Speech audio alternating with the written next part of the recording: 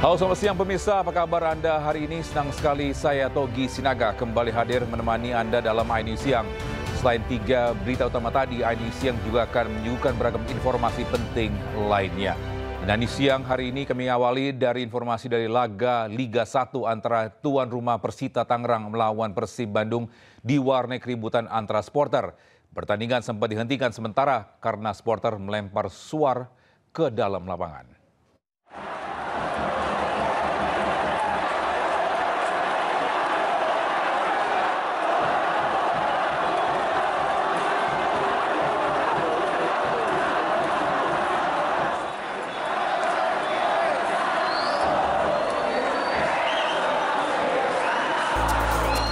Kelompok supporter Persita Tangerang dan Persib terlibat bentrok saat laga kedua tim berlangsung di Stadion Indomilk Arena, Tangerang, Banten pada Jumat sore.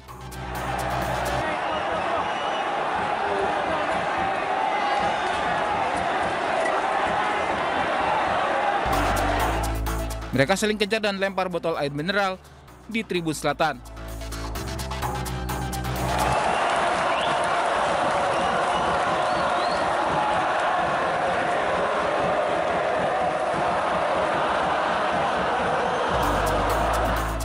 Para supporter juga menyalakan suar dan petasan hingga melemparkannya ke dalam lapangan.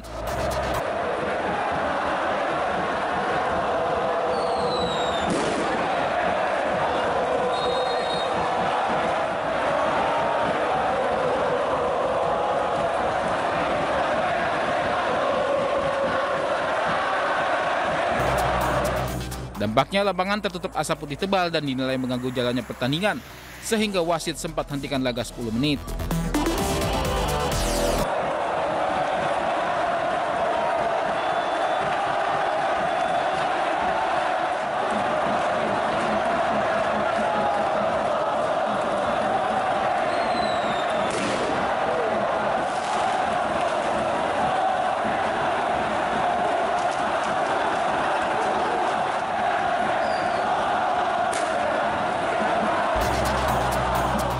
Laga sendiri berakhir sama kuat 2-2, di mana gol Persib Bandung dicetak gol bunuh diri Ryuji Utomo dan Tyron Delpino. Sedangkan gol Persita dicetak Eber Besa melalui tendangan penalti dan Ryuji Utomo. Pertandingan selanjutnya, Persib Bandung akan bermain kandang melawan Persis Solo, sekaligus upacara penyerahan piala sebagai juara Liga 1 tahun 2024-2025 pada tanggal 24 Mei 2025 mendatang. Dari Kabupaten Tangerang, Banten, Aimarani, iNews melaporkan. Kita ke informasi lain, pemirsa, ratusan preman hingga oknum anggota ormas yang beraksi di wilayah Jakarta Utara ditangkap dalam operasi Berantas Jaya 2025. Salah satu kasus yang jadi sorotan adalah praktik parkir liar di kawasan apartemen Pademangan, di mana para pelaku bisa meraih omset 90 juta rupiah per bulannya.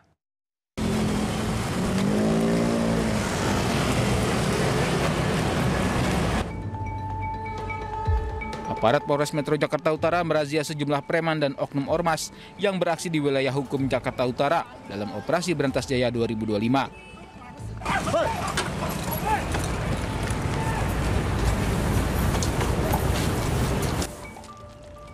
Polisi juga terlibat kejar-kejaran dengan sejumlah preman yang memalak atau memeras supir truk yang melintas di kawasan Jalan R.E. Marta Dinata. Usai diamankan, para pelaku digiring ke Polres Metro Jakarta Utara untuk ditindak lebih lanjut dan dilakukan pengembangan.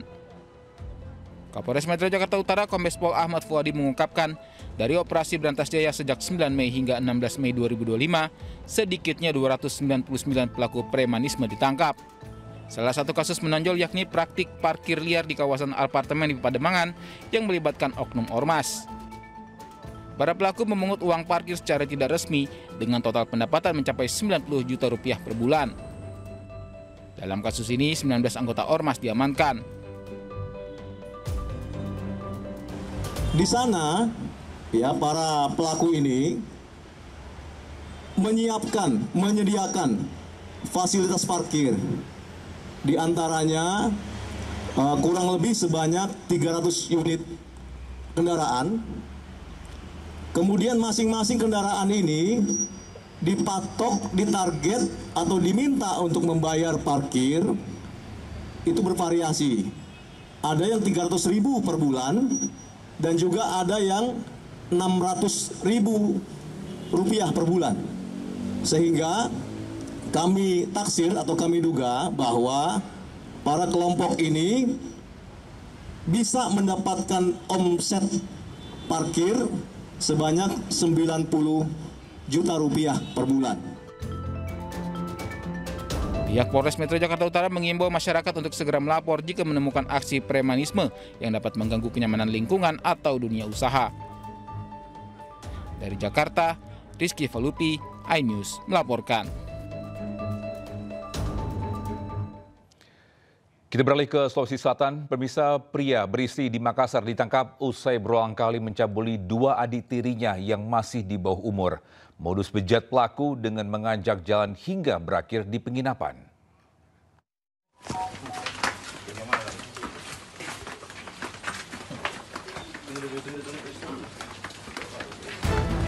Inilah pelaku pencabulan berusia 25 tahun bernama Rias, tak berkutik saat ditangkap tim Jatanras Polrestabes Makassar di kediamannya. Penangkapan usai pelaku diadu oleh ayah tirinya akan aksi bejatnya yang terbongkar mencabuli berulang kali 2 adik tiri perempuannya yang masih di bawah umur berinisial FN 15 tahun dan AY 13 tahun dan telah berlangsung sejak bulan Februari 2025. Dorongan nafsu yang tidak terbendung dengan saudara tirinya ini, usai pelaku ditinggal berdua di dalam rumah oleh orang tuanya yang keluar untuk berbelanja. Iming-imingnya seperti apa, Pak? Dibujuk rayu akan dibelikan sesuatu barang dan dibawa juga pergi liburan atau bertamasya. Yang kau lakukan di Wisma? Maksudnya sebarang Berhubungan badan, layaknya kayak suami istri.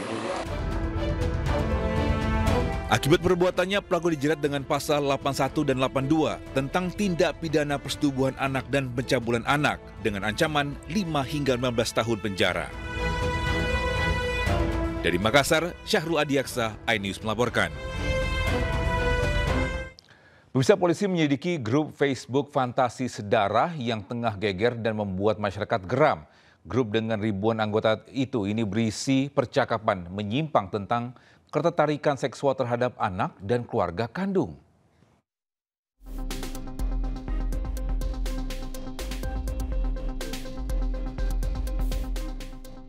Polda Metro Jaya tengah menyelidiki grup Facebook bernama Fantasi Sedarah yang viral di media sosial.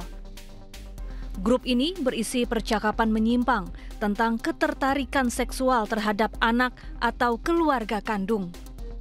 Grup diduga memiliki ribuan anggota dan disebut telah eksis selama bertahun-tahun.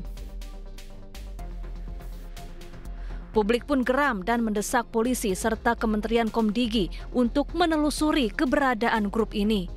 Publik menuntut seluruh anggota grup ditindak tegas. Tadi kami juga sudah koordinasi dengan Direktorat Cyber Polda Metro Jaya. Dan kalau rekan-rekan juga lihat di Instagram punya Kominfo juga, dan ada jawaban dari Humas Mabes Polri di situ. Jadi sudah pasti Direktorat Cyber Polda Metro Jaya akan menyelidiki dan mendalami tentang akun Facebook tersebut. Ya, sekali lagi akan menyelidiki dan mendalami segala sesuatu yang ada di akun Facebook tersebut. Sementara itu, Kementerian Komunikasi dan Digital telah memblokir 6 grup di Facebook berisi konten asusila yang membahas hubungan sedarah atau inses. Komdigi juga langsung berkoordinasi dengan platform Meta sebagai induk Facebook untuk melakukan pemblokiran. Warga juga diimbau agar lebih berhati-hati saat beraktivitas di media sosial dan langsung melapor bila menemukan konten-konten menyimpang. Tim Liputan iNews melaporkan. Demikian kita sudah terhubung dengan jurnalis iNews Wenda Nura yang berada di Polda Metro Jaya. Selamat siang, Wenda. Ini apakah ada informasi atau perkembangan terbaru dalam kasus ini? Silakan. Ya, selamat siang Togi dan juga pemirsa. Penyelidikan terkait kasus grup Fantasi Sedarah yang baru-baru ini diblokir oleh Komdigi di Polda Metro Jaya masih terus dilakukan. Dan kalau kami boleh menceritakan sebelumnya, di grup Fantasi Sedarah ini ramai sekali di media sosial ataupun di media manapun yang menyebarkan konten-konten dewasa dan juga menuliskan narasi-narasi fantasi dengan keluarga sedarah mereka. Bahkan di antaranya ada yang di bawah umur yang merupakan anak kandung mereka, dan tentu ini menuai kecaman dari masyarakat luas dan menuai reaksi negatif tentunya karena konten tersebut dinilai merusak ataupun menghalangi hak anak dan tentunya juga tidak sesuai dengan hukum dan norma yang berlaku di Indonesia. Dan saat ini pihak Polda Metro Jaya masih terus melakukan penelusuran mengenai siapa saja dan apa saja yang dilakukan oleh pengelola grup tersebut. Dan tentunya pihak Polda Metro Jaya juga bekerja sama dengan pihak tim cyber Komdigi dan juga Meta yang merupakan induk dari perusahaan Facebook tersebut untuk memblokir grup tersebut dan juga mencari rekam jejak digital dari admin ataupun juga dari seluruh anggota dari grup tersebut. Dan Polda Metro Jaya, dari pihak Humas Polda Metro Jaya menghimbau untuk masyarakat luas tentunya untuk tidak menyebarluaskan ulang konten dari grup tersebut agar tidak terjadi penyalahgunaan ataupun pelanggaran hukum ITE dan juga pelanggaran pornografi anak. Dan juga dari pihak Polda Metro Jaya pun menghimbau untuk masyarakat luas jika menemukan kasus serupa silakan untuk langsung melapor kepada baik melalui kanal website resmi ataupun ke unit cybercrime terdekat. Dan hingga saat ini memang belum ada tersangka yang ditetapkan, namun proses penyelidikan ataupun penyidikan ini masih terus dilakukan. Dan mari kita nantikan apa saja tindakan lanjutnya baik dari pihak Polda Metro Jaya ataupun dari Komdigi, dan semoga kasus ini bisa segera selesai dan tidak ada oknum-oknum lainnya yang melakukan hal seperti ini. Dan tentunya ini sangat meresahkan warga dan tentunya menyalahi hak dan hak asasi manusia dan juga hak anak tentunya. Sementara demikian yang dapat kami laporkan. Kembali ke Anda, Togi. Baik, terima kasih Wenda Nur atas informasinya melaporkan langsung dari Polda Metro Jaya. Selamat bertugas kembali. Pemirsa, baru-baru ini publik dihebohkan dengan berita kakak beradik yang membuang bayi hasil hubungan sedarah di Medan, Sumatera Utara. Bayi dikirimkan melalui kurir ojek online ke sebuah masjid. Bang, ini bawanya dari mana, Bang? Bilal, kan ada galon minyak.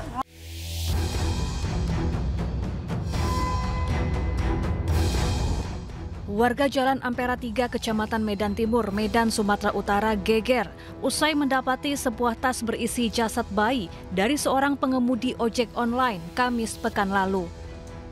Pengemudi ojol ini mengaku mendapat pesanan mengantarkan paket dari seorang perempuan ke sebuah masjid. Curiga dengan bobot tas yang cukup berat, pengemudi ojol membuka tas dan ternyata tas berisi jasad bayi. Polisi lalu meringkus perempuan berinisial NH dan pria berinisial R di sebuah rumah kos di Jalan Selebes, Medan. Keduanya merupakan kakak beradik sekaligus orang tua bayi. Kedua pelaku mengaku membuang bayi yang baru dilahirkan karena malu memiliki anak hasil hubungan sedarah. Sudah mengamankan 2 orang yang memesan Gojek untuk mengirim paket yang berisi seorang bayi. Dan keduanya ada di belakang saya, satu perempuan atas nama NH dan yang satu laki-laki atas nama R. Dan 2 orang ini adalah hubungan abang adik, kakak adik, satu keluarga. Pasangan bejat ini kemudian ditahan polisi dan terancam hukuman berat. Dari Medan, Sumatera Utara, Ade Palapa Harahap, iNews melaporkan. Dan bisa saat ini kita telah terhubung dengan pemerhati perempuan dan anak, Ibu Erlinda. Selamat siang, Bu Erlinda. bisa dengar suara saya Bu Erlinda? Mungkin bisa dinyalakan? Ya, Assalamualaikum. Selamat pagi menjelang siang, Mas Sogi. Gimana kabarnya Bu Erlinda? Baik? Alhamdulillah Pak, baik. Tapi apa ya, udah berapa hari ini kesel aja ya. Kok ada berita yang kayak gitu dan sepertinya masif di negara kita ini. Iya. Dan yang paling utama itu, Mas Sogi mohon maaf ini jadinya langsung to the point ya. Sebenarnya apa yang harus kita lakukan? Apakah hanya seperti pemadam kebakaran atau seperti apa ya? Kenapa? Karena menurut kami sebagai orang-orang yang sudah terjun puluhan tahun di dunia anak dan keluarga, hal yang seperti ini sangat bahaya buat negara. Kenapa? Karena dampak sosial bukan hanya dampak kesehatan secara jasmani psikologi, tapi dampak sosialnya, Mas.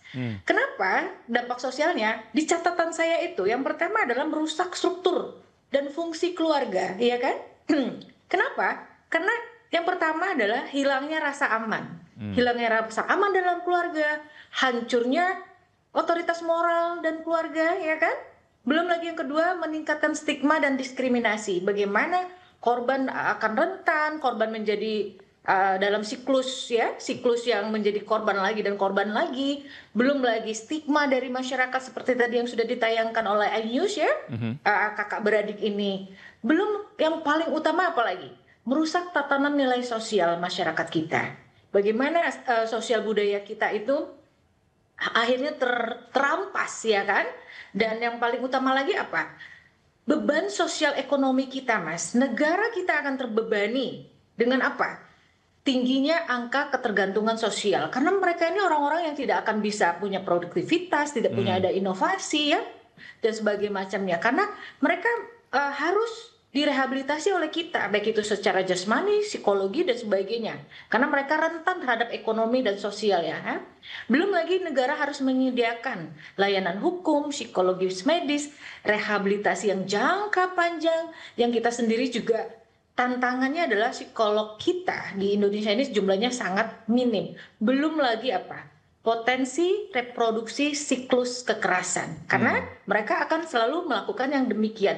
Jika tidak dilakukan rehabilitasi secara tuntas, ya khususnya psikologi mereka, mereka-mereka ini akan menjadi pelaku. Begitu Mas Sogi. Belum lagi dampak kesehatan fisik secara nasional nantinya. Ya, Bu Erlinda, mungkin demikian Mas Sogi. Baik, Bu Erlinda mungkin bisa diketahui juga atau enggak mungkin apa sih penyebab terjadinya keterkaitan antara mungkin keluarga? Apakah dikarenakan mungkin setelah nonton video porno mungkin? Apa menjadi penyebabnya? Iya, pemicu utama Mas, pemicu utama paling utama ya, kalau video porno ataupun hal-hal yang buruk yang kita tonton ya, itu adalah trigger.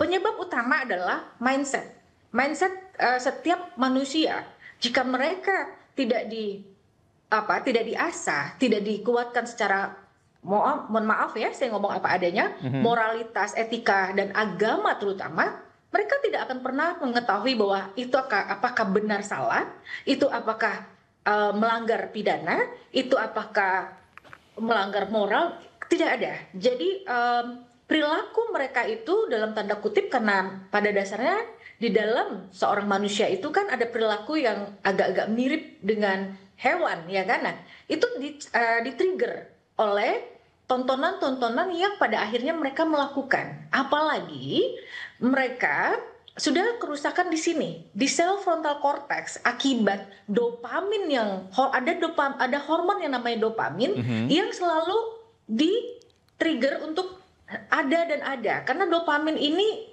sangat buruk dibanding kebalikannya dengan endorfin. Kalau endorfin kan rasa bahagia dan sebagainya. Kalau dopamin memang membahagiakan, menyenangkan, namun adiksi yang buruk. Nah ini yang mengakibatkan mereka tidak mempunyai kekuatan karakter mental yang positif, yang pada akhirnya pada saat mereka di-trigger dengan minuman keras, apalagi pornografi, nah disinilah mereka rusak ya, dalam arti kata karena disfungsi sosial, disfungsi keluarga sudah tidak ada, mereka juga tidak punya pola pikir yang positif, pola asuhnya juga buruk, mereka masuk dalam hal demikian. Tapi pertanyaan saya tuh Mas adalah, kenapa komunitas itu sebegitu besarnya? Karena kalau dalam teori 3.200 itu wajib dikalikan 6 kalinya. Itu yang ada di komunitas, bener nggak Mas Ogi? Pertanyaannya, jangan-jangan yang mereka tidak masuk dalam komunitas itu berkeliaran hari ini ada di lingkungan kita. Ya kan? Nah, ini bagaimana kerusakan moral. Tapi tadi yang sudah saya sampaikan banyak dampaknya. Nah, artinya hari ini ada wajib kita apresiasi. Saya pribadi sangat mengapresiasi, pasti teman-teman semua apresiasi ya, kerja kerasnya Komdigi. Namun kami meminta dengan segala hormat bersama sahabat-sahabat kami di Mabes Polri, khususnya Siber ya, yang ada di Polda-Polda juga, ayo bekerja sama dengan Komdigi. Komunitas ini jika memang ada nanti bisa dikenakan pasal, tegakkan hukum supaya apa? Diberikan efek jerah. Karena ini merusak tatanan, merusak yang tadi sudah disampaikan, dan korbannya ini adalah saya miris, innalillahi begitu ya. Ya Allah, ada anak kecil di bawah usia 10 tahun, di bawah 5 tahun, mereka mendapatkan, ini kan masuk dalam ranah hukum kekerasan seksual. Artinya bagaimana instrumen Undang-Undang Perlindungan Anak, instrumen Undang-Undang Tindak Pidana Kekerasan Seksual, ayo bersama dengan Komdigi, Mabes Polri, teman-teman Kementerian PPA, KPAI, semua elemen masyarakat ya, filantropi. Yuk kita betul-betul perangi ini, dan ini adalah masalah nasional, bukan masalah domestik. Baik, Bu Erlinda, mungkin bisa dibilang tadi mungkin ada faktor mungkin nonton video porno. Apakah ini juga terkait dengan mungkin dari kekurangan edukasi dari orang tua? Mengakibatkan mungkin mereka tidak tahu bahwa itu salah atau benar. Betul sekali Mas. Yang tadi sudah saya sedikit sampaikan bahwa pola asuh yang tidak memahami bagaimana tumbuh kembang anak ya, belum lagi misalnya diperkuat dengan moral-moral pilar agama, pilar sosial, itu pola asuh yang tidak diberikan, ya inilah jadinya ya komunitas-komunitas itu. Artinya belum lagi pola asuh yang tidak memberikan pendidikan seksual secara dini. Karena setuju. kita kan sampai hari ini masih tabu ya Mas Ogi, bener nggak? Setuju. Ya kan? Nah, ketabuan inilah yang membuat permisif kita seolah-olah pembiaran. Padahal pada saat si misalnya ya, na'udzubillah min dzalik, si kakak kandung atau om ya melakukan hubungan itu yang tidak selazimnya, harusnya kan kita tidak membiarkan. Ya kan? Dan sedari kecil kami sudah sampaikan, tolong dan tolong, yuk hari ini harus segera edukasi secara nasional melalui apa? Kurikulum. Saya masih ingat ya, ibunda saya Prof. Koni, mantan rektor UNJ, saya ingat sekali bagaimana di tahun 98-2000 itu beliau mengatakan, ayo lakukan pencegahan agar anak-anak kita tidak masuk dalam pornografi. Pelajaran apa itu? Sex Education ya Bu ya? Seksual. Iya Mas, karena pada saat anak ya baru mau mengetahui ya, misalnya usia 2 tahun, ABCD, kita udah sampaikan, D, K ya kan, ini kamu sebagai laki-laki, kamu sebagai perempuan, organ vital kamu, misalnya perempuan, ini kita sebutkan secara biologis, ini payudara, payudara ini nanti berkembang bla bla bla, misalnya gitu, tidak boleh dipegang. Nah, kalau untuk kami kan kami bersama Kak Seto dan teman-teman ya, kamu sudah membuat lagunya, ya sudah sambil dinyanyikan, mana yang boleh, mana yang tidak ya kan. Nah, buat remaja juga kita sampaikan, kalian sampai masuk misalnya pada perbuatan seksual yang dalam tanda kutip ya kan, ini loh potensi dampak buruknya, misalnya penyakit kelamin ya kan, misalnya nanti kehamilan yang tidak diinginkan, atau nanti ini bahaya kalau misalnya teman-teman tahu kalian akan terstigma. Itu Mas yang harus kita lakukan secara berjenjang, berkelanjutan, dan tersistematis untuk setiap usia, karena setiap usia berbeda cara menerima apa yang disampaikan orang dewasa ya. Artinya pedagogi, andragoginya harus kita berikan. Nah, tapi kita karena lemah pada keluarga, pola asuh keluarga kita ini sangat lemah, harus segera diambil alih pemerintah pusat dan pemerintah daerah sampai ke pemerintah desa. Kenapa? Karena ini adalah bom waktu untuk kita semua. Berarti bisa dibilang ini kita harus ada edukasi dini ya, Bu Erlinda ya? Betul sekali Mas, edukasi tentang tadi yang sudah saya sampaikan ya, batasan hubungan. Baik, Bu Erlinda, yang terakhir Bu Erlinda, harapan dari Bu Erlinda agar tidak terlagi kasus-kasus ini di Indonesia. Iya, harapannya kami memberikan beberapa masukan kepada pemerintah ya.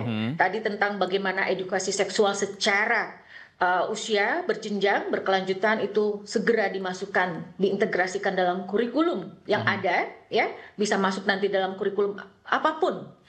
Nanti di Kementerian Agama maupun Kemendikbud itu nanti seperti apa, Kementerian Pendidikan Dasar dan Menengah ya, bagaimana strategi penanganannya, bagaimana strategi penegakan hukum, kami mohon dengan sangat, termasuk juga kami minta dukungan dari teman-teman media, bagaimana kita mengkampanyekan ini, bahaya yang luar biasanya, termasuk juga bagaimana strategi daerah ya kan, program deteksi dini, program deteksi dini dan pengawasan sosialnya, belum lagi rehabilitasi perlindungan korban, serta kami berharap kerjasama dengan elemen masyarakat seperti misalnya peran lembaga swadaya masyarakat, peran tokoh agama dan adat, dan partisipasi keluarga dan masyarakat. Dan hari ini kita harus mengajak adik-adik kita yang Gen Z maupun Gen Alpha ini untuk yuk kita sama-sama speak up, kita menjadi orang-orang yang bisa siap melindungi. Terima kasih iNews sudah betul-betul mau membahas hal tersebut. Kami sangat-sangat berterima kasih dan apresiasi Mas Ogi. Baik, terima kasih Bu Erlinda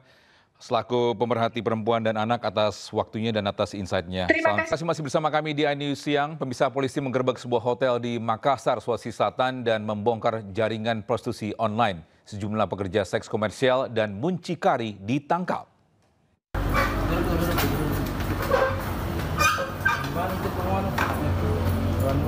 Berapa seragam demo? Bilang berapa? 000. Hah? 000. Tim penyidik Direktorat Reskrimum Polda Sulawesi Selatan menggerebek sebuah hotel di Kecamatan Panakukang, Kota Makassar. Polisi meringkus 3 orang yang terdiri dari seorang pria mucikari dan 2 perempuan pekerja seks komersial. Polisi turut menyita barang bukti berupa ponsel yang digunakan untuk bertransaksi. Para korban yang ditawarkan mucikari ke pria hidung belang merupakan sales promotion girl yang biasa mempromosikan produk. Dengan adanya informasi sehingga kami pihak penyidik menindaklanjuti informasi tersebut, sehingga terjaringlah 3 orang di sini. Yang satunya itu adalah oknumnya mucikari yang melakukan penjualan terhadap 2 orang korban ini. Pelaku mucikari kini ditahan polisi, sementara 2 perempuan pekerja seks komersial berstatus sebagai saksi korban. Dari Makassar, Sulawesi Selatan, Muhammad Nurbone, iNews melaporkan. Bisa kita sudah terhubung dengan jurnalis iNews Andres Afandi yang berada di Polda Lampung. Selamat siang Andres. Apakah sudah diketahui penyebab kematian para korban? Selamat siang Togi dan juga pemirsa. Sampai saat ini tim penyidik gabungan dari Polres Pesisir Barat dan juga dibantu personil Jatanras Reskrimum Polda Lampung masih melakukan serangkaian upaya penyelidikan, termasuk melakukan olah tempat kejadian perkara, melakukan otopsi terhadap kedua jenazah bocah kakak beradik korban pembunuhan ini, dan hingga saat ini tim penyidik telah melakukan pemeriksaan terhadap 5 orang saksi, diantaranya kedua orang tua korban dan beberapa tetangga korban, dan salah satu saksi yang diperiksa merupakan salah satu warga yang pertama kali menemukan jasad korban pada saat ditemukan di tempat kejadian perkara. Demikian Togi. Dan berdasarkan kronologi kejadian ini, peristiwa ini terjadi pada saat kedua bocah kakak beradik, yaitu berinisial AT 8 tahun dan adik perempuannya berinisial KK 4 tahun, berpamitan dengan orang tuanya di Pekon Balak Langgar, Desa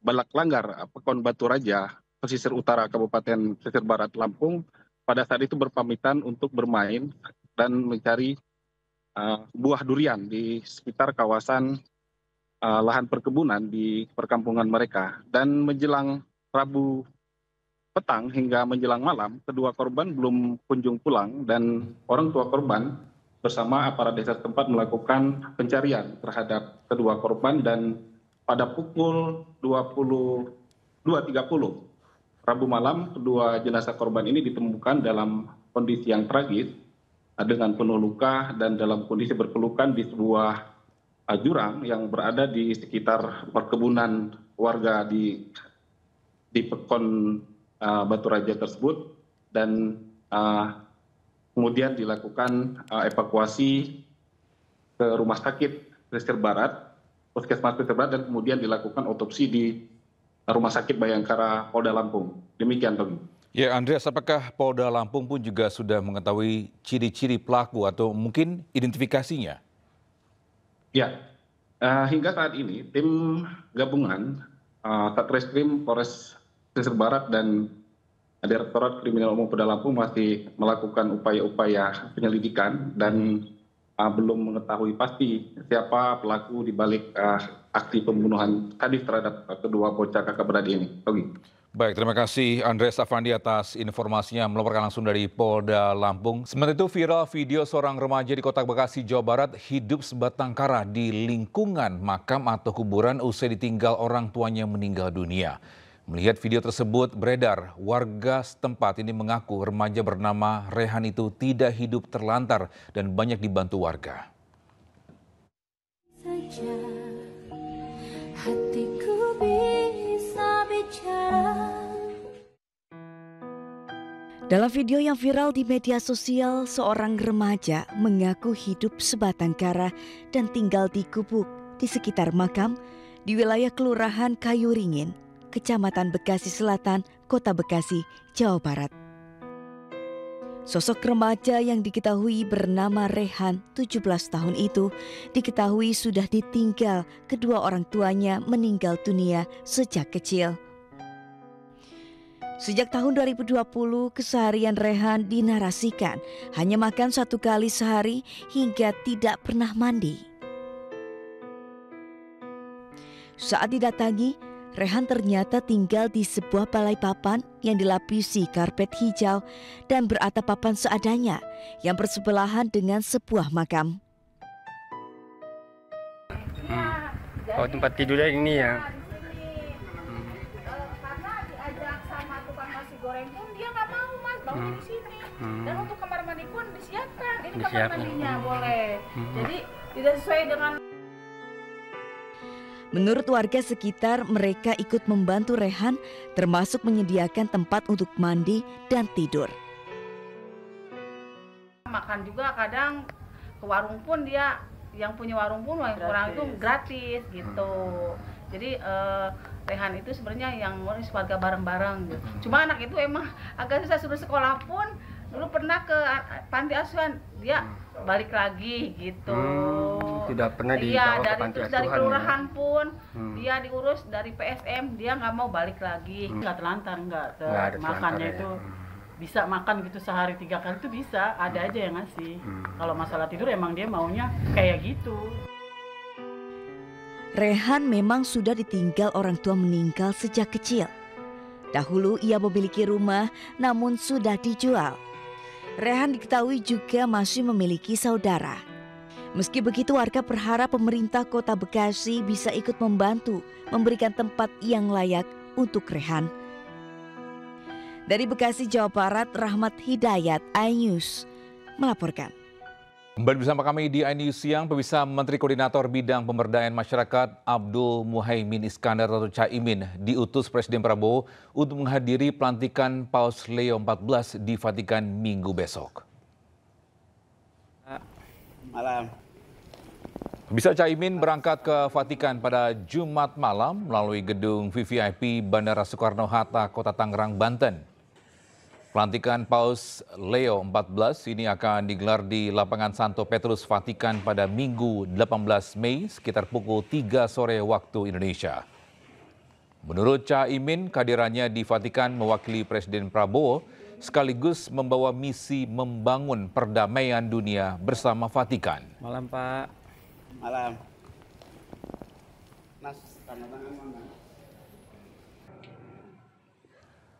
Pemirsa, Menteri Kesehatan Budi Gunadi Sadikin klarifikasi atas pernyataannya soal ukuran jeans 3334 lebih cepat menghadap Tuhan, dan menurutnya konsumsi lemak berlebih dapat memicu kerusakan organ tubuh seperti jantung, hati, serta ginjal. Pak Charles Honoris sebagai Ketua Komisi 2. Pernyataan Menteri Kesehatan Budi Gunadi Sadikin soal pria dengan ukuran celana jeans di atas 32 atau 33 hingga 34 lebih cepat menghadap Allah Subhanahu wa Ta'ala menuai kontroversi. Publik berasumsi jika pria dengan masalah obesitas dipastikan memiliki umur pendek. Menkes pun menjelaskan maksud pernyataannya. Jika konsumsi lemak berlebih dapat memicu timbunan lemak pada organ tubuh seperti jantung, hati, dan ginjal yang disebut visceral fat. Keberadaan visceral fat dapat mengeluarkan proinflamasi sitokin berupa interleukin 6 yang dapat merusak organ tubuh. Dengan begitu, tubuh akan mudah terserang penyakit yang beresiko mendekatkan diri dengan kematian. Visceral fat ini bahaya karena dia mengeluarkan proinflamasi sitokin seperti interleukin 6, ada yang namanya TNF alpha 6, itu semuanya dikeluarkan, itu merusak organ. Jadi memang sebaiknya kita harus menurunkan BMI kita di bawah 24. BMI 24 kan susah ngomongnya. Yang lebih gampang adalah lihat perut laki-laki di bawah 90, lihat perut wanita di bawah 80. Agar bisa hidup lebih sehat, Menkes meminta masyarakat menjaga body mass index atau BMI di bawah angka 24 untuk kategori normal. Untuk ukuran lingkar perut bagi laki-laki harus di bawah 90 cm dan di bawah 80 cm untuk perempuan. Dari Jakarta, Rani Sanjaya, iNews melaporkan. Ya, sementara itu Ketua Kadin Kota Cilegon Muhammad Salim ditetapkan sebagai tersangka terkait kasus pemalakan jatah proyek senilai 5 triliun rupiah. Buntut kasus ini, polisi juga menelusuri aliran dana tanggung jawab perusahaan atau CSR ke sejumlah ormas. 5 triliun untuk Kadin, 3 triliun untuk Kadin tanpa ada lelang. Bagi.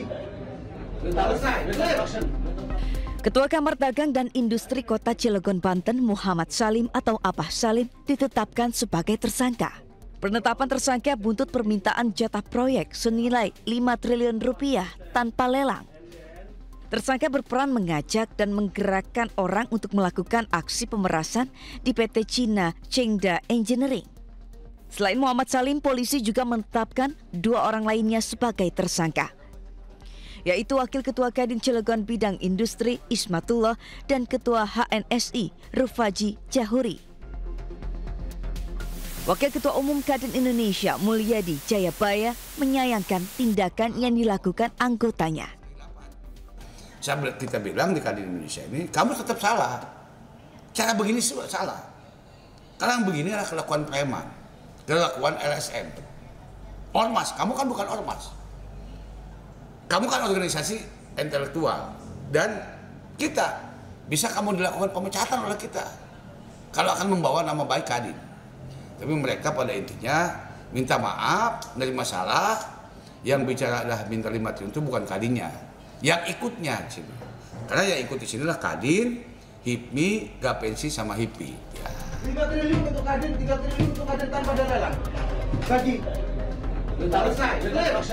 Sebelumnya viral di media sosial, video tersangka menggerebek meja saat meminta proyek tanpa proses lelang ke sebuah perusahaan. Mereka juga mengancam akan menghentikan proyek jika tidak dilibatkan dalam proyek tersebut. Buntut kasus ini, polisi juga menelusuri aliran dana CSR atau tanggung jawab perusahaan ke sejumlah ormas. Dari Lebak, Banten, Iskandar Nasution, iNews melaporkan. Pemirsa, sidang lanjutan dugaan suap terdakwa Sekjen PDIP Hasto Kristianto kembali dilanjutkan Jumat kemarin. Tim Jaksa KPK menghadirkan 2 saksi dari KPU RI dan penyidik KPK. Mantan Komisioner Komisi Pemilihan Umum Hashim Asyari menjadi salah satu dari 2 saksi yang hadir di ruang sidang di Pengadilan Tipikor Jakarta. Selain Hashim Asyari, tim Kejaksaan KPK juga menghadirkan penyidik KPK Arif Budi Raharjo. Tim Kejaksaan KPK meyakini bahwa Hasto telah terlibat suap kepada ex-komisioner KPU Wahyu Setiawan demi kepentingan pertapan pergantian antara waktu mantan caleg PDIP Harun Masiku. Adapun Hasto didakwa atas dugaan perintangan penyidikan terkait penanganan kasus Harun Masiku dan menyuap mantan ex-komisioner KPU Wahyu Setiawan senilai 600 juta rupiah.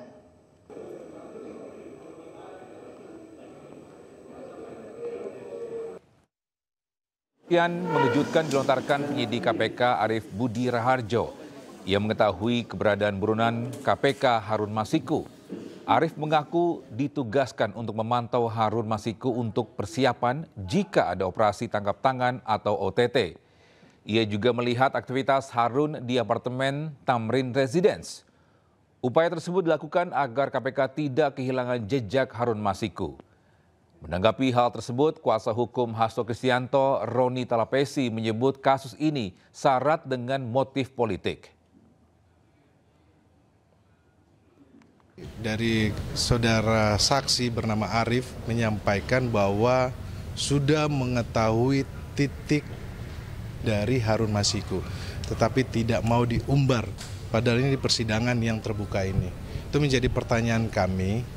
Kenapa? Karena ini kami coba untuk mengkaitkan dengan pernyataan komisioner sebelumnya yang menyampaikan sudah mengetahui titik berada Harun Masiku.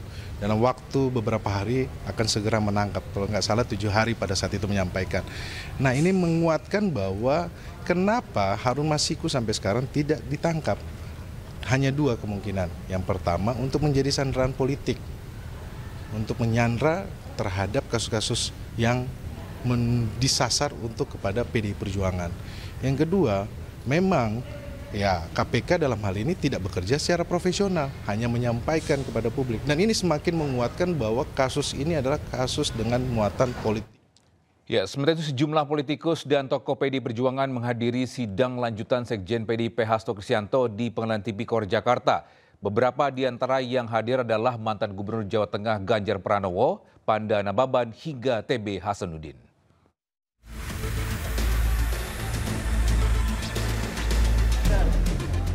Hadir dalam sidang Hasto, antara lain mantan Gubernur Jawa Tengah Ganjar Pranowo. Ini merupakan kedatangan Ganjar yang ketiga kalinya dalam sidang Hasto. Selain Ganjar, ada juga politisi senior PD Perjuangan Panda Nababan. Di sela-sela kehadirannya dalam sidang, Panda Nababan mengaku prihatin dengan kualitas Komisi Pemberantasan Korupsi yang saat ini dinilainya menurun. Jadi saya sendiri terus terang merasa prihatin, kualitas daripada KPK sekarang makin merosot. Bayangkan ketua KPK-nya main badminton sama tersangka, tidak ini, ada penyuapan untuk besuk, ada kemudian barang bukti diapakan. Kasihan kali, lihat apalagi kualitas saya tadi gitu loh. Selain para tokoh PD Perjuangan, sejumlah anggota DPR dari fraksi PD Perjuangan juga turut hadir. Antara lain anggota Komisi 1 TB Hasanuddin, anggota Komisi 3 Komjen Muhammad Nurdin, anggota Komisi 6 Darmadi Durianto. Hadir juga tokoh PDI Perjuangan lainnya, yakni Ketua DPC PDI Perjuangan Kota Solo, Franciscus Saverius Hadi Rudiatmoko, Ferdinand Hutahean, Ripka Ciptaning, serta mantan Menteri Lingkungan Hidup Soni Keraf. Dari Jakarta, tim Liputan iNews melaporkan. Pemirsa, kali ini bersama saya Syafaati Suryo. Pemirsa, Ketua DPP PDI Perjuangan Jarod Saiful Hidayat mempersilakan Presiden ke-7 RI Joko Widodo masuk Partai Solidaritas Indonesia sebab Jokowi sudah dipecat dan bukan lagi kader PDIP.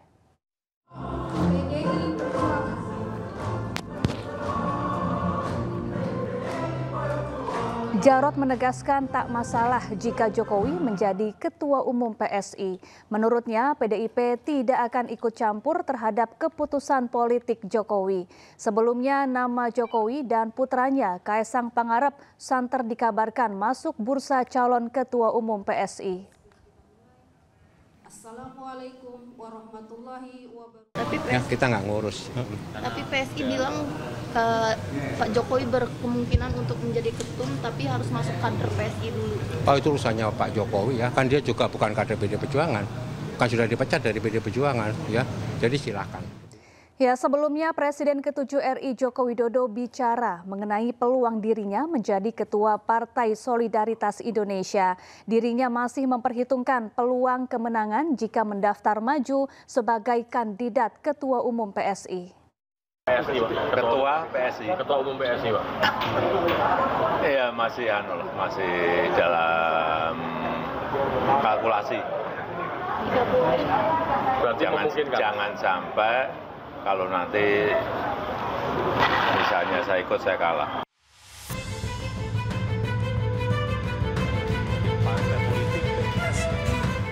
Itulah yang disampaikan Presiden ke-7 RI Joko Widodo soal peluang dirinya menjadi Ketua Umum Partai Solidaritas Indonesia atau PSI. Jokowi membuka kemungkinan maju sebagai kandidat Ketua Umum PSSI. Menariknya, Jokowi masih kalkulasi dan mengaku belum tahu sejauh apa peluangnya. Misalnya mendaftar akan bersaing dengan anak sendiri, Pak, Mas Kaisang? Ya nggak tahu. Kalau saya mendaftar mungkin yang lain nggak mendaftar mungkin. Melihat peluangnya seperti apa, Pak? Ya belum tahu karena ini kan yang saya tahu katanya mau pakai e-voting, one man one vote. Seluruh anggota diberi hak untuk memilih. Diketahui Kongres PSI dijadwalkan akan berlangsung di Solo, Jawa Tengah pada 19 Juli 2025 mendatang dengan agenda utama pemilihan Ketua Umum baru. Tim Liputan iNews melaporkan.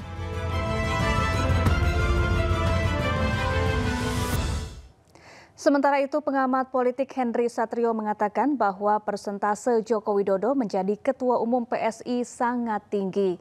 Meski demikian, Jokowi dinilai tidak akan maju sebagai calon ketum PSI karena masih membutuhkan partai yang lebih besar untuk meneruskan langkah politiknya. Pak Jokowi menjadi Ketua Umum PSI sih tinggi sekali, besar itu. Tapi pertanyaannya, Pak Jokowinya mau atau tidak? Sebab kan sudah jadi rahasia umum. Ya, nampaknya ini disiapkan menjadi perahu salah satu anaknya Pak Jokowi ya, saat ini Mas Kaisang yang menjadi ketua umumnya. Tapi kalau menurut saya kecil kemungkinannya Pak Jokowi mau mengambil kursi ketua umum PSI. Bukan cuma alasan belum bisa lolos ke Senayan, tapi Pak Jokowi menurut saya perlu sebuah perahu yang sudah besar dan kuat untuk mendukung langkah-langkah.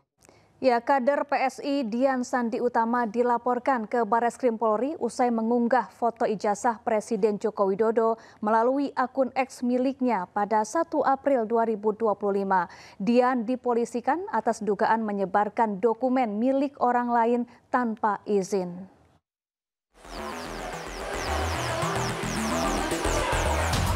Dian Sandi Utama, kader PSI, dilaporkan oleh Profesor Yusuf Leonard Henuk, seorang dosen Universitas Sumatera Utara. Dian Sandi Utama dilaporkan dengan dugaan pelanggaran tentang informasi dan transaksi elektronik ITE karena mengunggah foto ijazah Presiden Joko Widodo melalui akun X miliknya pada 1 April 2025. Saat ditemui di Semarang, Dian Sandi Utama mengaku belum mengetahui kebenaran laporan tersebut. Namun sebelum mengunggah foto ijazah Jokowi, ia telah melakukan riset dan didasari niat baik untuk meluruskan asumsi liar di publik terkait isu ijazah Jokowi. Karena sampai hari ini saya belum mendapat kepastian apakah laporan itu benar adanya atau tidak. Tetapi kalaupun misalkan benar, ya saya tentu sebagai warga negara yang taat hukum, saya pasti akan bersedia untuk dimintai keterangan. Saya meriset itu kan sudah lama, Pak. Nggak mungkin lah saya berani mengatakan itu asli gitu tanpa meriset lebih dulu, nggak mungkin. Itu saya menemui orang, saya mencari data, fakta, apa segala macam sudah lama untuk memberanikan diri bahwa mengatakan bahwa itu benar asli gitu. Dian Sandi Utama mengatakan masih punya data-data yang belum dikeluarkan terkait permasalahan isu ijazah Jokowi. Dari Semarang, Doni Marendra, iNews melaporkan. Mantan Menpora Roy Suryo mengungkap dalam kasus ijazah Jokowi belum ada terlapor. Namun Polda Metro Jaya menyebut terlapor dalam kasus ijazah Jokowi masih dalam penyelidikan.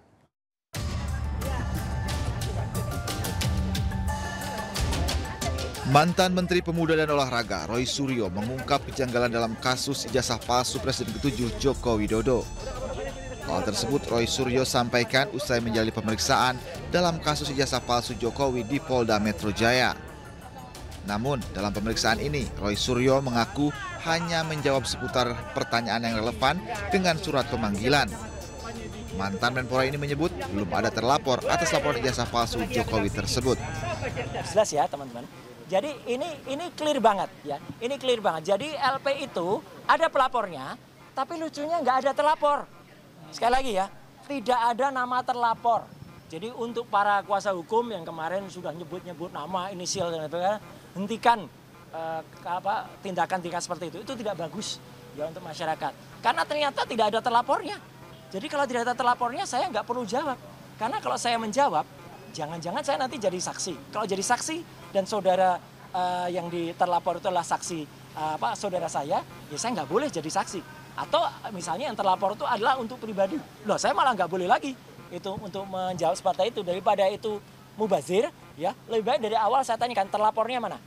Ya, ketika tidak ada terlapornya, ya sudah, saya senyum saja. Penyidik juga ngerti, ya Pak, nggak ada terlapornya, kita maksudnya. Nah, yang kedua adalah lokus dan tempusnya sudah jelas banget. Ya. Kabid Humas Polda Metro Jaya, Kombes Pol Ade Ari mengatakan terlapor yang ditanyakan Roy Suryo itu belum ada. Menurut Kombes Ari, saat ini terlapor dalam kasus ijazah Jokowi masih dalam penyelidikan. Rekan-rekan pernah bertanya, apakah benar A, B, C, D itu terlapor?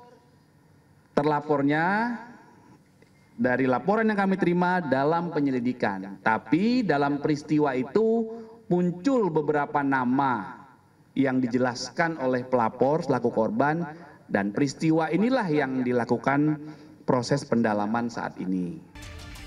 Ade Ari juga menjelaskan dalam kasus ijazah Jokowi pihaknya telah memeriksa 24 orang saksi. Selain itu, Polda Metro Jaya juga menyita flash disk yang berisi tautan dan sejumlah dokumen terkait ijazah Jokowi. Dari Jakarta, Tim Liputan iNews melaporkan. Pensiunan dosen Fakultas Kehutanan UGM Kasmujo yang sebelumnya diduga kuat merupakan pembimbing skripsi Jokowi justru membantah hal tersebut. Ia menegaskan dirinya bukan pembimbing skripsi dan tidak pernah melihat langsung ijazah Joko Widodo.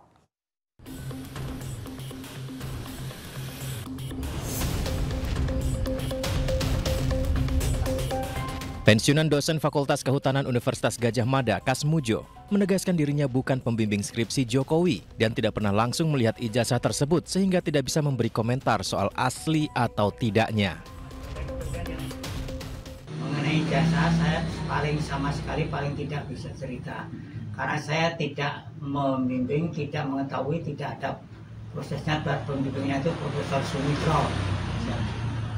Pembantunya ada sendiri, yang uji ada sendiri. Jadi kalau mengenai ijazah sampai palsu itu saya tidak bisa sama sekali cerita. Saya sama sekali belum pernah melihat ijazahnya itu seperti apa. Saya mau cerita apa kalau belum pernah sama sekali. Sebelumnya Kasmujo menyatakan tidak siap menyikapi gugatan yang malah dituduhkan kepadanya terkait ijazah Presiden ke-7 RI Joko Widodo. Kemudian dalam menghadapi gugatan seperti apa yang? Tidak siap. Saya menghadapi macam-macam tuh saya belum pernah sih tadi. Orang itu harus sejujur mungkin, sesungguh mungkin, seadil-adilnya, sedisiplin mungkin. Jadi kalau ditanya seperti itu jawabannya saya waduh nggak punya jawaban. Namun gugatan ini sudah terlanjur terregister di PN Sleman 5 Mei 2025. Sidang perdana gugatan digelar di Pengadilan Negeri Sleman 22 Mei 2025 mendatang.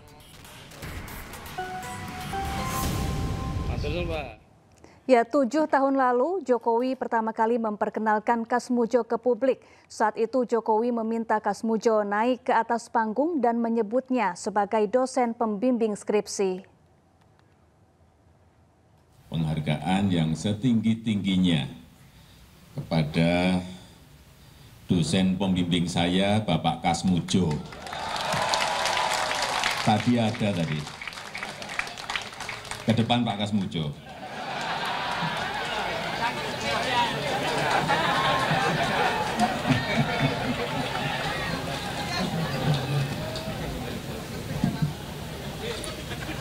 Beliau itu dulu waktu membimbing saya, seingat saya galak sekali.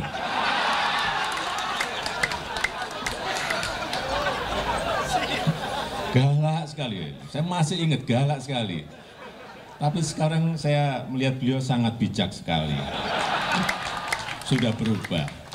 Ya enggak, saya nggak tahu yang berubah saya atau yang berubah Pak Kasmujo.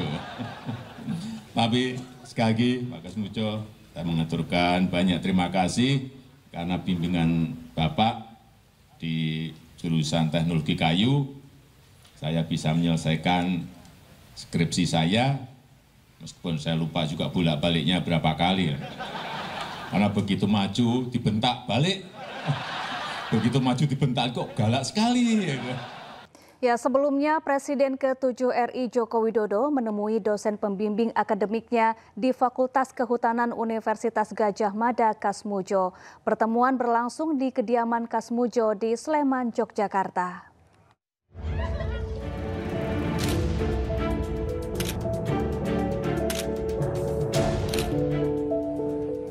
Presiden ke-7 Republik Indonesia Joko Widodo mengunjungi rumah dosen pembimbing akademisnya saat kuliah di Fakultas Kehutanan Universitas Gadjah Mada, Kasmujo.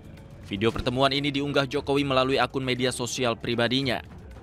Keduanya berbincang selama 45 menit terkait masa-masa saat Jokowi menempuh pendidikan di UGM dulu. Kedatangan Jokowi untuk menawarkan bantuan hukum kepada Kasmujo atas gugatan yang dilayangkan perihal tudingan ijazah palsu. Ya, saya ke sana karena saya membaca beliau, Pak Insinyur Kasmujo, kemudian Dekan Fakultas Kehutanan, Rektor UGM digugat.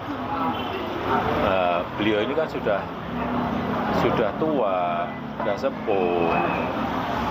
Saya ke sana untuk mengkonfirmasi apakah mungkin saya bisa membantu dari sisi tim hukumnya, tapi ternyata sudah dibantu dari Fakultas Kehutanan UGM. Sementara itu, Kasmujo menyampaikan rasa terima kasihnya telah dikunjungi salah satu muridnya tersebut. Namun, ia mengaku tak bisa menjawab soal polemik ijazah yang tengah bergulir. Tapi yang jelas saya bilang gini, terima kasih. Begitu datang saya terima kasih, matur nuwun. Saya ditilii anak buah juru murid saya. Kalau saya dengan orang-orang bilangnya saya itu dosennya, saya gurunya. Kalau bilang yang lain-lain itu bukan tidak mau jawab, tidak bisa menjawab. Sebelumnya dosen pembimbing akademik Jokowi, Kasmujo, juga ikut digugat ke Pengadilan Negeri Sleman. Gugatan ini teregistrasi di Pengadilan Negeri Sleman 5 Mei 2025. Sidang perdana gugatan digelar di Pengadilan Negeri Sleman pada 22 Mei 2025 mendatang.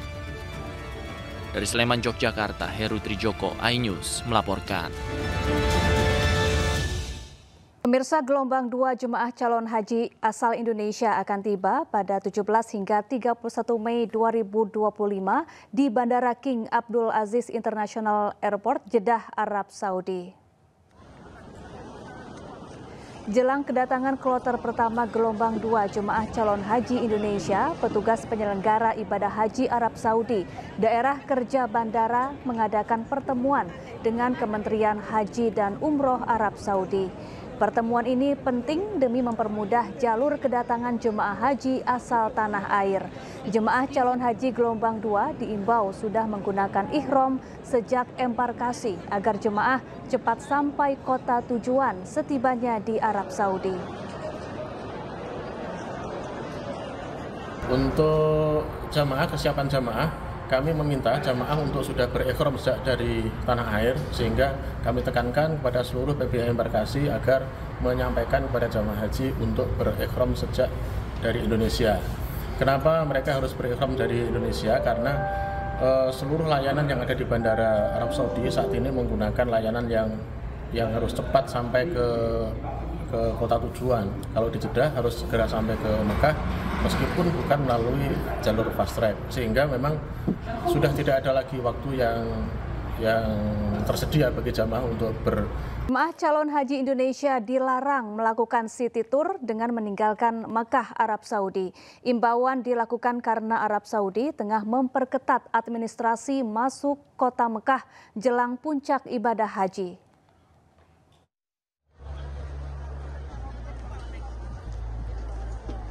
Daerah Kerja atau Dakar Mekah mengimbau jemaah calon haji Indonesia untuk tidak melakukan city tour dengan meninggalkan kota Mekah.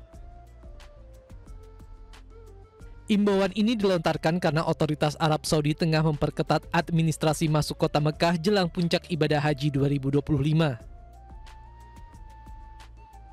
Jemaah juga diimbau agar selalu membawa kartu nusuk. Untuk jamaah haji yang saat ini berada di kota Mekah untuk melakukan aktivitas di luar kota Mekah, kami mengimbau untuk selalu berhati-hati selalu menggunakan kartu nusuk. Kembali lagi, kartu nusuk merupakan identitas resmi yang telah diberikan oleh Kerajaan Arab Saudi bagi jamaah haji yang sudah berada di Arab Saudi.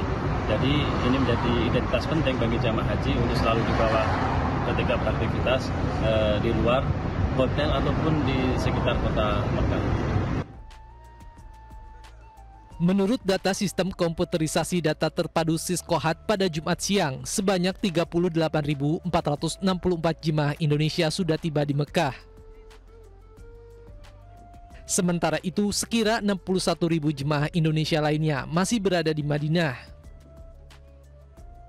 Dari Mekah, Arab Saudi, Ramdhani, iNews melaporkan. Jemaah haji asal Kabupaten Maros, Sulawesi Selatan meninggal dunia saat tengah berada di hotelnya di kota Madinah, Arab Saudi. Almarhum yang berangkat bersama istrinya sebelumnya beberapa kali mengeluhkan sakit dan sesak di bagian dada.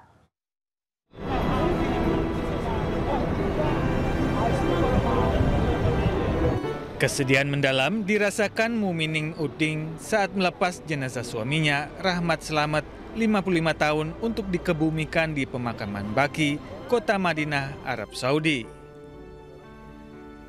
Almarhum merupakan jamaah haji kloter 12 embarkasi Makassar, asal Kabupaten Maros, Sulawesi Selatan. Sebelumnya saat tiba di Madinah, almarhum merasa sehat dan sempat melaksanakan sholat tahajud dan subuh di Masjid Nabawi. Namun pada pukul 8 pagi, Rahmat Slamet mengeluhkan sesak nafas. Almarhum akhirnya wafat di hotel tempat ia menginap pada Rabu 14 Mei 2025.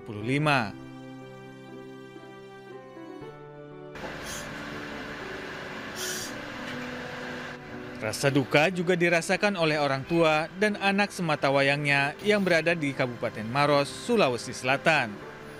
Info dari istri beliau bahwa sementara diinfus, habis sholat subuh, pulang dari sholat subuh beliau sesak nafas, kemudian tensinya sempat turun 73 per ya, pokoknya sampai 73, tensinya itu sampai 73, makanya diinfus sama petugas medis di sana. Kemudian tidak lama dapat lagi info kalau tidak ada perubahan bakal dirujuk ke rumah sakit, tapi tidak sempat dirujuk, beliau meninggal. Almarhum Rahmat Slamet merupakan ASN di Kabupaten Maros yang menunggu selama 15 tahun untuk ke Tanah Suci. Dari Kabupaten Maros, Sulawesi Selatan, Wahyu Ruslan, iNews melaporkan. Di tengah padatnya pelaksanaan rangkaian ibadah haji, perhatian terhadap jemaah lanjut usia menjadi prioritas utama. Para petugas haji bekerja tanpa lelah memberikan pelayanan ekstra bagi para jemaah lansia, bahkan hingga memandikan dan menyuapi mereka.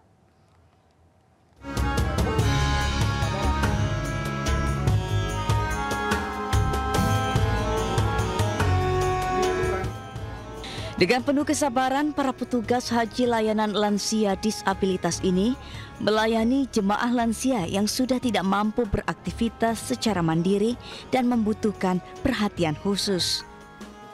Tak hanya membantu saat ibadah, mereka juga turut memandikan atau membersihkan tubuh jemaah lansia agar lebih segar dalam menjalani rangkaian ibadah selama berada di Madinah.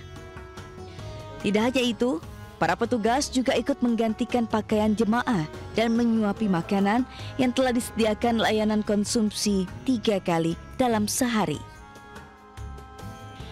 Layanan ini menjadi bagian dari program haji ramah lansia dan disabilitas yang digagas Kementerian Agama tahun ini.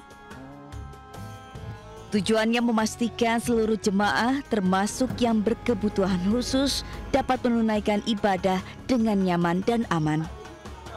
Kepada jamaah terutama lansia, itu jamaah-jamaah lansia yang sekiranya membutuhkan perhatian khusus. Pada umumnya jamaah yang lansianya tidak bersama keluarganya, itu dimulai dari pagi hari, siang hari, dan malam hari.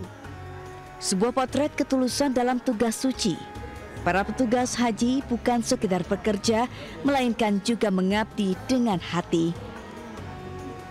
Dari Madinah, Arab Saudi, Gigi Irfan, iNews melaporkan. Pemirsa, ibadah haji menjadi panggilan yang istimewa. Semangat memenuhi kewajiban umat muslim ini pun dirasakan nenek berusia 107 tahun asal Lampung sejak tiba di Madinah, Arab Saudi.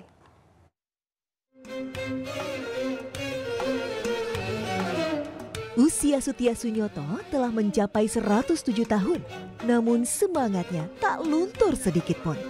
Perempuan asal Lampung ini tercatat sebagai jemaah haji tertua pada tahun ini. Bagi Sutia, usia hanyalah sebuah angka. Semangatnya untuk menjemput cinta ke Baitullah begitu menyala. Saat menjalankan ibadah haji, Mbah Sutia tak ingin diperlakukan istimewa meski predikat jemaah tersepuh melekat padanya. Ia tetap ingin menjalani seluruh rangkaian ibadah seperti jemaah lain. Mbah Sutia tergabung dalam kelompok terbang 19 JKG asal Lampung. Butuh waktu 13 tahun baginya menanti giliran berhaji. Ini kan bahkan umurnya kan 107. Nah, kok bisa sih tetap sehat, tetap kuat, rahasianya nopo nih, Mbak? Boten napa nggih namung biasa mawon. Sehari-hari teng kampung napa, Mbak? Kerjanane? Boten enten nggih namung tenguk. Oh, tenguk-tenguk mawon. Nggih. Mbah Sutia meyakini usia panjang adalah anugerah Allah Subhanahu wa Ta'ala. Dalam perjalanan spiritualnya, Mbah Sutia didampingi sanak saudaranya. Dari Madinah, Arab Saudi, Gigi Irfan, iNews melaporkan. Seekor sapi kurban yang telah dipilih Presiden Prabowo untuk disembelih pada perayaan Idul Adha di Polewali Mandar, Sulawesi Barat tiba-tiba ditemukan dalam kondisi ambruk. Karena kondisi yang lemas, sapi akhirnya terpaksa disembelih.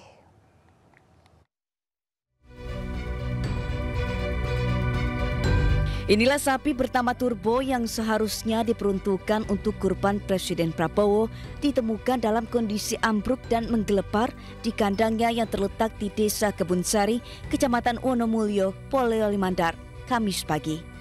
Menurut pemilik sapi Dedi Irawan, sapi berbobot lebih dari 1 ton jenis sentimental ini sebelumnya masih sehat, bahkan sempat diberi makan seperti biasa. Pemilik menyesali sapi miliknya yang telah lama ia rawat mati mendadak dan tidak jadi dibeli oleh Presiden. Hal ini sudah dibeli ini? Sudah. Sama siapa? Sama itu Bapak Presiden. Jadi sudah deal Presiden Prabowo ambil ya? Ya sudah deal 125. Itu sudah ada tanda tangan perjanjian? Ya sudah. Tinggal diambil ya? Tinggal ambil aja. Gimana ini Pak? Ada rasanya Pak? Sedih, darah lama. Jadinya begitu. Ya namanya bukan rezeki. Agar tidak mengalami kerugian besar, pemilik sapi terpaksa menyembelih saat sapi masih dalam keadaan hidup, sehingga dagingnya masih bisa dimakan sesuai syariat kurban. Sementara itu, pencarian sapi pengganti tengah dilakukan agar penyaluran kurban presiden tetap terlaksana. Uzair, iNews melaporkan. Pemirsa, petugas gabungan Polsek Grogol Petamburan menggelar operasi Berantas Jaya 2025 untuk memberantas aksi premanisme. Petugas menangkap seorang preman yang berkedok sebagai juru parkir liar.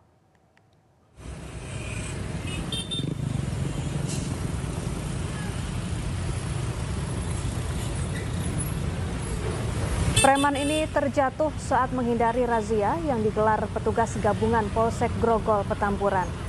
Dirinya pun tak berkutik saat petugas mengamankannya ke mobil polisi. Dalam operasi Berantas Jaya 2025, Polsek Grogol Petamburan amankan 40 preman berkedok juru parkir liar. Beberapa pelaku diantaranya melakukan pemerasan ke sopir truk yang melintas. Selain menangkap puluhan preman, petugas gabungan juga menertibkan atribut ormas yang berada di sepanjang Jalan Dan Mogot, Jakarta Barat.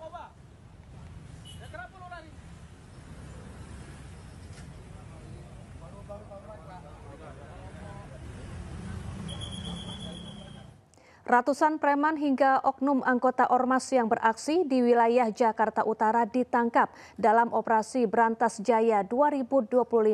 Salah satu kasus yang jadi sorotan adalah praktik parkir liar di kawasan apartemen Pademangan, di mana para pelaku bisa meraih omset 90 juta rupiah per bulannya.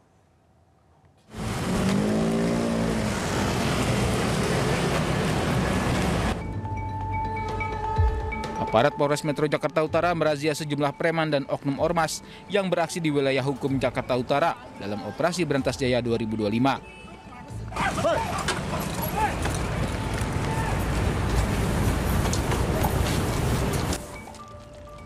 Polisi juga terlibat kejar-kejaran dengan sejumlah preman yang memalak atau memeras supir truk yang melintas di kawasan Jalan R.E. Marta Dinata. Usai diamankan, para pelaku digiring ke Polres Metro Jakarta Utara untuk ditindak lebih lanjut dan dilakukan pengembangan. Kapolres Metro Jakarta Utara Kombes Pol Ahmad Fuadi mengungkapkan, dari operasi Berantas Jaya sejak 9 Mei hingga 16 Mei 2025, sedikitnya 299 pelaku premanisme ditangkap. Salah satu kasus menonjol yakni praktik parkir liar di kawasan apartemen di Pademangan yang melibatkan oknum ormas. Para pelaku memungut uang parkir secara tidak resmi dengan total pendapatan mencapai 90 juta rupiah per bulan. Dalam kasus ini, 19 anggota ormas diamankan. Di sana, ya, para pelaku ini menyediakan fasilitas parkir. Di antaranya kurang lebih sebanyak 300 unit kendaraan. Kemudian masing-masing kendaraan ini dipatok, ditarget atau diminta untuk membayar parkir itu bervariasi. Ada yang 300.000 per bulan dan juga ada yang 600.000 rupiah per bulan. Sehingga kami taksir atau kami duga bahwa para kelompok ini bisa mendapatkan omset parkir sebanyak 90 juta rupiah per bulan. Pihak Polres Metro Jakarta Utara mengimbau masyarakat untuk segera melapor jika menemukan aksi premanisme yang dapat mengganggu kenyamanan lingkungan atau dunia usaha. Dari Jakarta, Rizky Valupi, iNews melaporkan. Pemirsa, laga Liga 1 antara tuan rumah Persita Tangerang melawan Persib Bandung diwarnai keributan antar supporter. Pertandingan sempat dihentikan sementara karena supporter melempar suar ke dalam lapangan.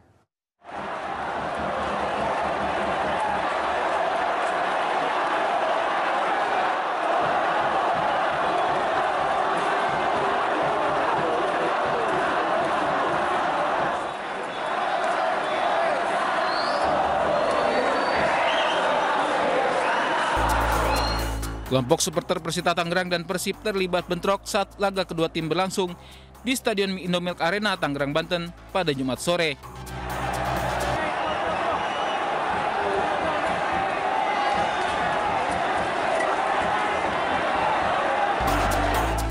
Mereka saling kejar dan lempar botol air mineral di tribun selatan.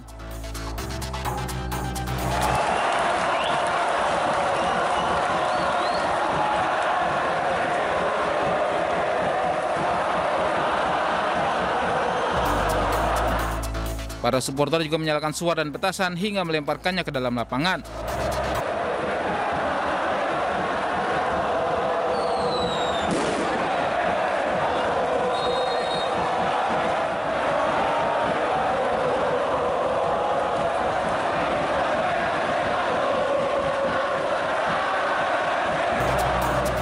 Dampaknya lapangan tertutup asap putih tebal dan dinilai mengganggu jalannya pertandingan, sehingga wasit sempat hentikan laga 10 menit.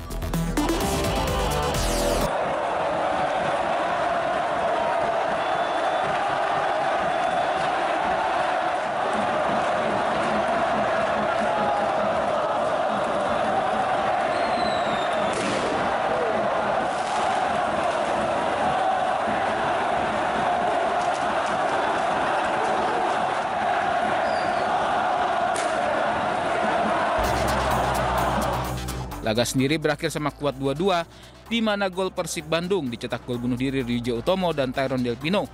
Sedangkan gol Persita dicetak Eber Besa melalui tendangan penalti dan Ryuji Utomo. Pertandingan selanjutnya, Persib Bandung akan bermain kandang melawan Persis Solo, sekaligus upacara penyerahan piala sebagai juara Liga 1 tahun 2024-2025 pada tanggal 24 Mei 2025 mendatang. Dari Kabupaten Tangerang, Banten, Aimarani, iNews melaporkan. Pemirsa, polisi menggerebek sebuah hotel di Makassar, Sulawesi Selatan dan membongkar jaringan prostitusi online. Sejumlah pekerja seks komersial dan muncikari ditangkap.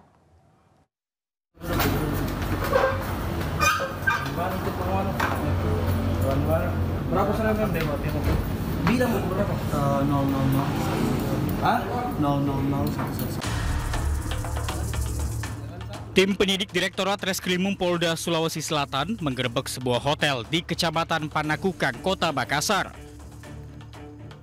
Polisi meringkus 3 orang yang terdiri dari seorang pria mucikari dan 2 perempuan pekerja seks komersial. Polisi turut menyita barang bukti berupa ponsel yang digunakan untuk bertransaksi. Para korban yang ditawarkan mucikari ke pria hidung belang merupakan sales promotion girl yang biasa mempromosikan produk. Dengan adanya informasi sehingga kami pihak penyidik menindaklanjuti informasi tersebut, sehingga terjaringlah 3 orang di sini. Yang satunya itu adalah oknumnya mucikari yang melakukan penjualan terhadap 2 orang korban ini. Pelaku mucikari kini ditahan polisi, sementara 2 perempuan pekerja seks komersial berstatus sebagai saksi korban. Dari Makassar, Sulawesi Selatan, Muhammad Nurbone, iNews melaporkan. Polisi menyelidiki grup Facebook Fantasi Sedarah yang tengah geger dan membuat masyarakat geram. Grup dengan ribuan anggota itu berisi percakapan menyimpang tentang ketertarikan seksual terhadap anak dan keluarga kandung.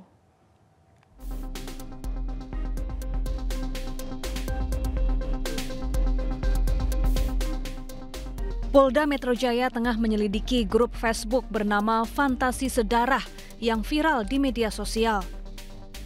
Grup ini berisi percakapan menyimpang tentang ketertarikan seksual terhadap anak atau keluarga kandung. Grup diduga memiliki ribuan anggota dan disebut telah eksis selama bertahun-tahun. Publik pun geram dan mendesak polisi serta Kementerian Komdigi untuk menelusuri keberadaan grup ini. Publik menuntut seluruh anggota grup ditindak tegas. Tadi kami juga sudah koordinasi dengan Direktorat Cyber Polda Metro Jaya Dan kalau rekan-rekan juga lihat di Instagram punya Kominfo juga, dan ada jawaban dari Humas Mabes Polri di situ. Jadi sudah pasti Direktorat Siber Polda Metro Jaya akan menyelidiki dan mendalami tentang akun Facebook tersebut. Ya, sekali lagi akan menyelidiki dan mendalami segala sesuatu yang ada di akun Facebook tersebut. Sementara itu, Kementerian Komunikasi dan Digital telah memblokir 6 grup di Facebook berisi konten asusila yang membahas hubungan sedarah atau inses. Komdigi juga langsung berkoordinasi dengan platform Meta sebagai induk Facebook untuk melakukan pemblokiran. Warga juga diimbau agar lebih berhati-hati saat beraktivitas di media sosial dan langsung melapor bila menemukan konten-konten menyimpang. Tim Liputan iNews melaporkan. Kita beralih ke informasi lain pemirsa, bagi Anda penggemar kopi, saat ini sedang digelar pameran kopi internasional di Jakarta International Convention Center. Pameran yang berlangsung sejak kemarin merupakan pameran kopi terbesar dunia dan menghadirkan beragam kopi Nusantara hingga luar negeri. Nah, untuk melihat bagaimana keseruannya, ada rekan Wenda Nura di sana. Selamat siang Wenda, saya ingin melihat jenis kopi apa yang paling menarik minat pengunjung di sana.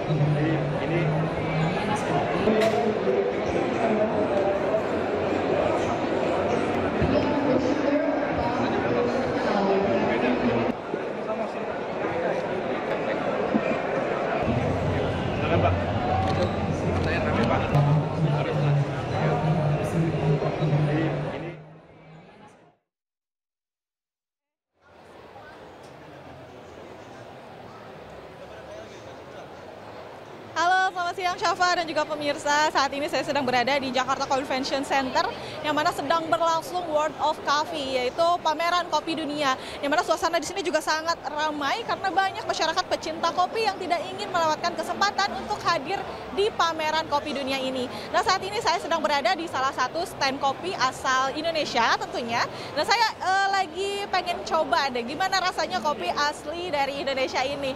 Halo Mas, Mas boleh dibikinin dulu satu mungkin buat saya, boleh ya Mas ya? Oke, makasih Mas. Iya, jadi Syafa dan juga pemirsa, selain ada kopi yang asalnya dari Indonesia, tentunya karena ini pameran kopi dunia, banyak juga kopi-kopi dari luar negeri, dari seluruh dunia tentunya. Namun saat ini saya sedang berada di area kopi asli Indonesia. Dan tentunya tidak hanya pengunjung lokal yang ada di sini, tapi juga ada pengunjung dari seluruh mancanegara. Dan Syafa dan juga pemirsa, ini kopi saya udah jadi. Kayaknya saya mau coba dulu mungkin ya. Oke. Mas, ini cara minumnya sebetulnya yang betulnya diaduk dulu atau gimana ya? Oh, boleh, boleh. Terima kasih. Aduh, agak.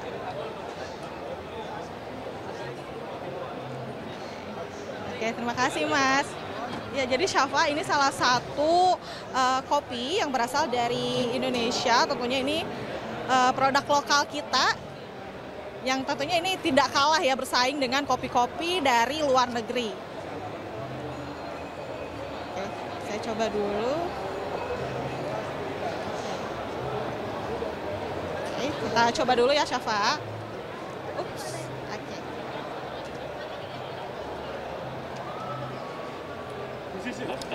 seger banget Syafa tentunya ini, apalagi siang-siang minum kopi, aduh seger banget ya, pasti Syafa juga dan pemirsa mau dong ya.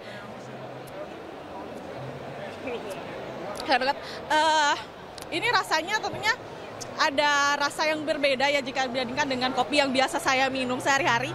Nah, kita tanya aja langsung sama pembuat kopinya, ini tuh kopi apa dan khasnya ini apa sih? Halo Mas, Mas maaf saya boleh tanya-tanya juga ya. Kayak Mas ini yang tadi saya minum, ini kopi apa ya Mas ya? Kalau yang kakak minum ini dia biasanya itu latte, tapi kalau khusus kopinya sendiri itu kita ngambil dari Gayo Aceh, namanya emang Rambadia. Jadi kalau si Gayo Aceh ini emang dia mempunyai profile yang notes-nya itu coklat, terus hazelnut, karamel. Jadi emang cocok buat dibikin kopi susu atau kopi black gitu sih Kak. Mas maaf banget saya lupa tanya nama Masnya siapa Mas dan sebagai apa nih di sini? Nama aku Jovan Sena Prawira, aku sebagai barista dari rumah kopi. Gitu. Mas ini kalau tadi saya cobain rasanya tuh emang ada asem-asemnya gitu ya Masnya. Jadi ini emang base dari kopinya atau gimana Mas? Kalau yang kakak minum tadi itu dari emang base kopinya, dia lumayan emang acidity-nya tuh medium to high, tapi nggak ngilangin rasa si coklat, hazelnut dan karamelnya itu. Lumayan fruity sih. Oke, yang membedakan kopi di sini sama kopi yang lainnya apa Mas? Kalau dari rumah kopi sendiri sih kita emang ingin memajukan kopi-kopi Nusantara ya, khususnya emang dari hulu ke hilirnya gitu. Kita mau naikin itu gitu. Jadi kita ngejualin kopi lokal, sekalian juga kita ngejual storytelling dari beberapa daerahnya juga gitu sih Kak. Gitu. Oke, terima kasih atas informasinya Mas. Ya itu dia Syafa informasi terkait salah satu produk kopi di Indonesia, dan tentunya pengunjung yang hadir di sini tidak hanya bisa melihat-lihat saja ada kopi apa saja yang ada di pameran ini tentunya di seluruh dunia, tapi juga bisa merasakan kopi-kopi karena di setiap standnya ini biasanya menyediakan tester gitu, jadi bisa mencoba, dan tidak hanya itu juga mereka juga bisa belajar tentunya di sini karena ada workshopnya juga di tiap stand. Jadi tentunya ini seru banget, dan hari ini hari terakhir Syafa. Jadi saya tunggu di sini sebelum closing di jam 5 nanti. Kembali ke Anda Syafa. Wah, saya jadi kepengen minum es kopi nih. Terima kasih Wenda Nura langsung dari JCC dan selamat bertugas kembali. Dan pemirsa, informasi tadi sekaligus menutup iNews siang hari ini. Temukan informasi-informasi terbaru lainnya di www.inews.id dan cuplikan tayangan berita iNews dapat Anda saksikan di kanal YouTube @officialinews. Saya Syafaati Suryo pamit undur diri, selamat beraktivitas dan sampai jumpa.